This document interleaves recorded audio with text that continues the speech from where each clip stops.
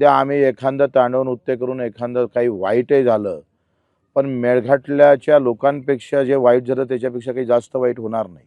त्यांना आम्ही त्या तयारीत आहोत. अभी तक आतापर्यंत आम्ही भोलेनाथ होतो, आता हर हर महादेव होऊ. आता आम्ही शांततेनं 9 दिवस 170-80 किलोमीटर पायी चालत आलो आहे. खरं तर शांततेच्याच मार्गानं सरकार दखल घेईल अशा अपेक्षा होत्या. प्रशासनानं काही ठिकाणी काही कामं सुरू केले, जसे रस्त्याचे असेल किंवा जीवन प्राधिकरणची ज्या योजना होत्या चिखलदरा तहसीलमधल्या 3 ते 4 योजना वर्षभरापासून पेंडिंग होत्या, चालून होत्या.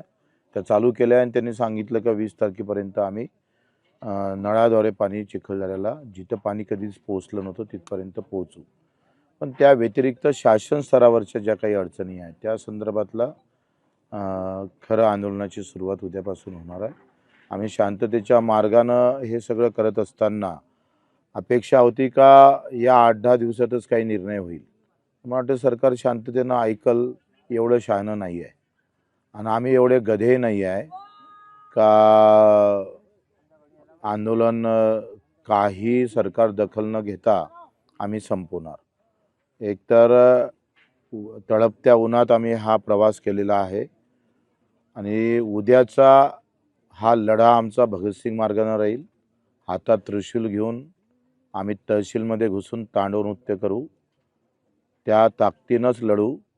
कारण जेवढी तळप जेवढी तफलीक मेळघाटातल्या सगळ्या शेतकरी शेतमजुरांना झालं, 70-75-80 वर्षापर्यंत साधं पाणी भेटू नये, लाईन भेटू नये एवढं दुर्दैव तर हिंदुस्थानात कोणाच्याच नशिबी आलं नसेल.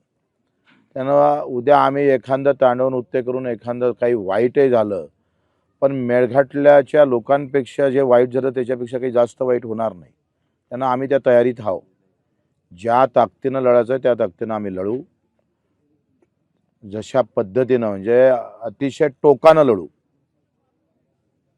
पोलिसांचा मोठा बंदोबस्त पाहायला मिळत आहे. ते दरवेळेसच असतं, तो काही आमच्यासाठी नवीन विषय नाही आहे. पोलीस किती आहे याच्यापेक्षा आम्ही किती मनातून लढतो ते फार महत्त्वाचं आहे.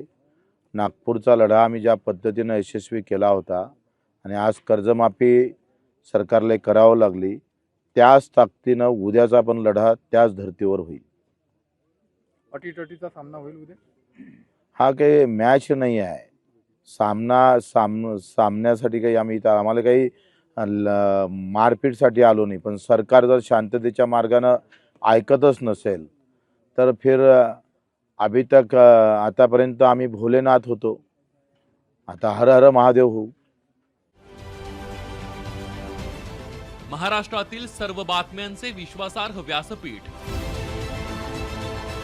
सकाळच्या सर्व सोशल मीडिया प्लॅटफॉर्मला लाईक, फॉलो आणि सबस्क्राईब करा. तसंच सर्व नोटिफिकेशनसाठी बेल आयकॉन प्रेस करायला विसरू नका.